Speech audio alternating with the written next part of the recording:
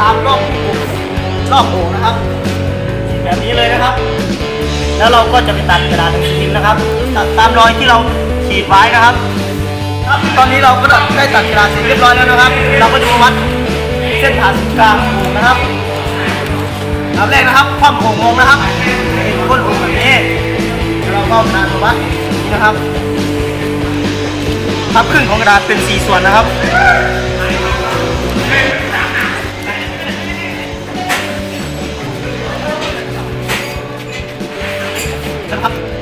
พิมพ์นะครับ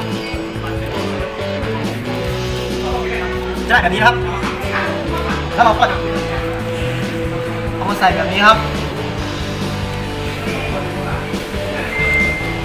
เอาปากกาเมจิกจุดไว้ที่ปลายกระดาษนะครับตรงที่ปลายกระดาษอยู่นะครับแล้วเราก็จะทำให้มันเป็นรูปกากบาทแบบนี้นะครับวางลงแบบนี้นะครับ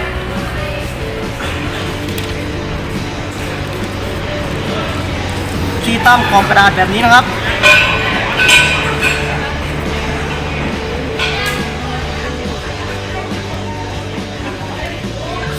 แล้วขีดเส้นนะครับ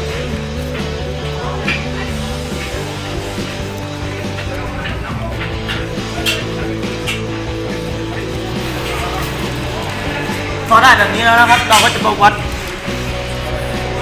ตรงที่จะตัดใส่เตานะครับตอนนี้เราก็จะมาเข้าสู่ขั้นตอนการวัดรอบเตานะครับว่าเราจะเอาสีแค่ไหนนะครับเราจะให้ขอบโอ่งนะครับอยู่ประมาณขอบเตาตรงนี้นะครับประมาณ16 เซนนะครับวัดประมาณนะครับ16 เซน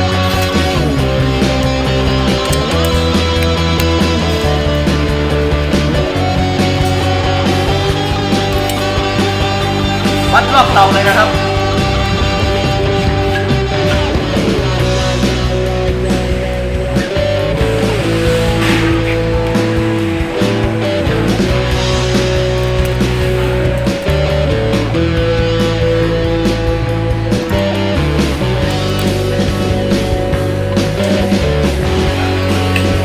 เราก็จะเอาไม้แขวนเสื้อนะครับมาพันรอบตรงนะครับวิธีการทำให้ไม้แขวนเสื้อตรงนะครับดูเลยครับวิธีการทำให้ไม้แขวนเสื้อตรงนะครับขอเข้าใต้แบบนี้นะครับ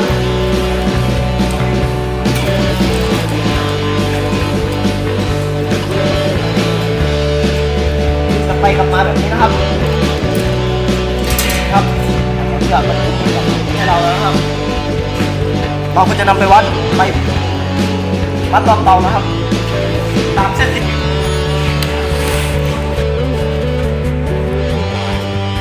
เมื่อได้ตามที่เราต้องการแล้วนะครับเราก็จะเอาทีนะครับ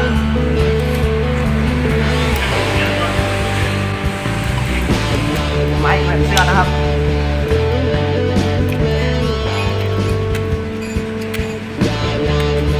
วัดเสร็จเรียบร้อยแล้วนะครับวางทาบกับกระดาษหนังสือพิมพ์นะครับขีดตามรอยของไม้แขวนเสื้อนะครับ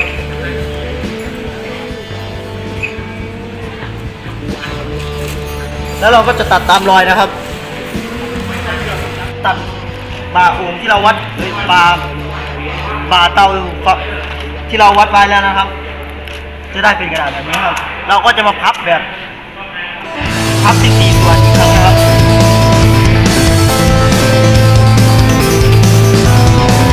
ได้แบบนี้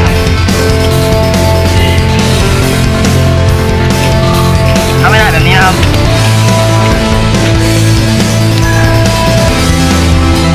เราวัดออกมาจากเส้นผ่าศูนย์กลางครับ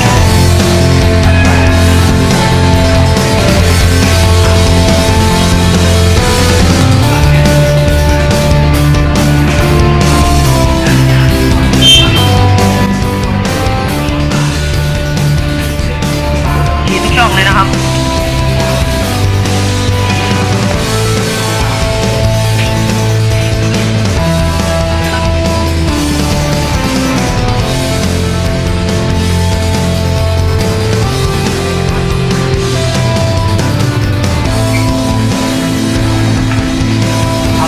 วัดเสร็จแล้วนะครับเราก็จะตัดนะครับ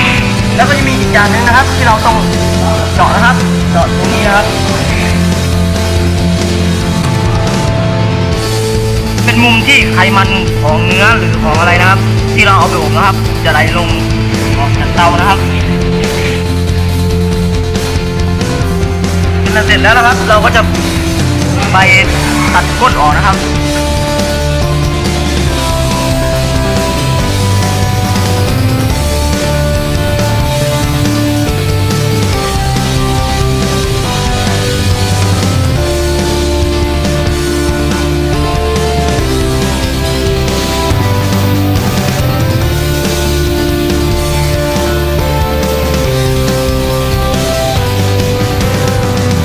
จะเอาเตามาลองสวมดูนะครับว่าจะได้ไหม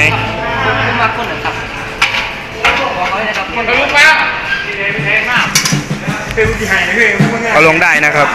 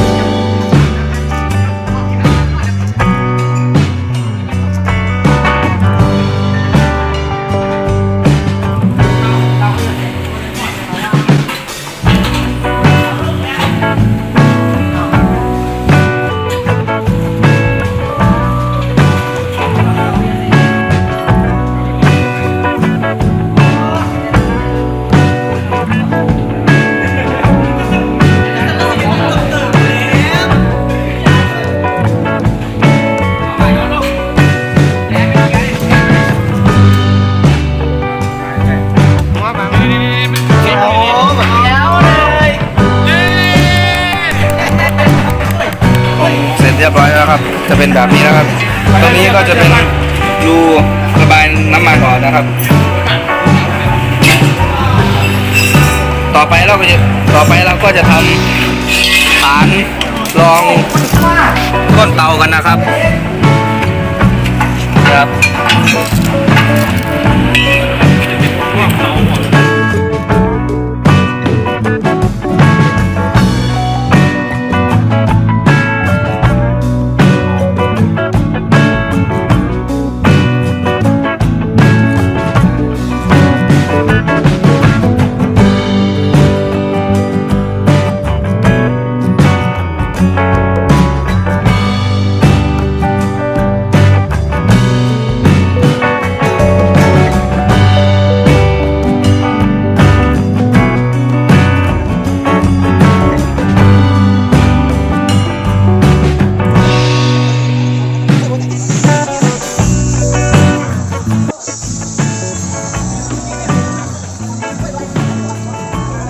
อันนี้กำลังเฮ็ด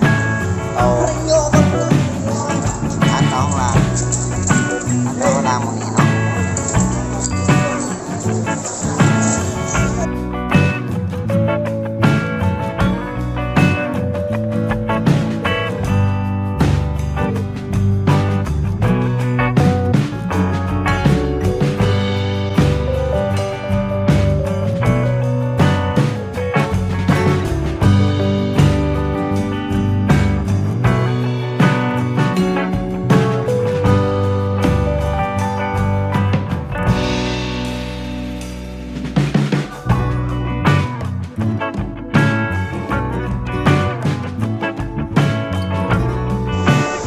ครับสำหรับคลิปการทำหัวอกไก่นะครับก็ได้เสร็จเป็นที่เรียบร้อยแล้วนะครับเราจะมาเปิดเผยวิธีการทำเสร็จแล้วนะครับถ้าทำตามหรือทำอะไรแล้วได้ผลช่วยคอมเมนต์ส่งมาด้วยนะครับคลิปต่อไปนะครับเราจะทำอะไรติดตามชมด้วยนะครับรับชมนะครับ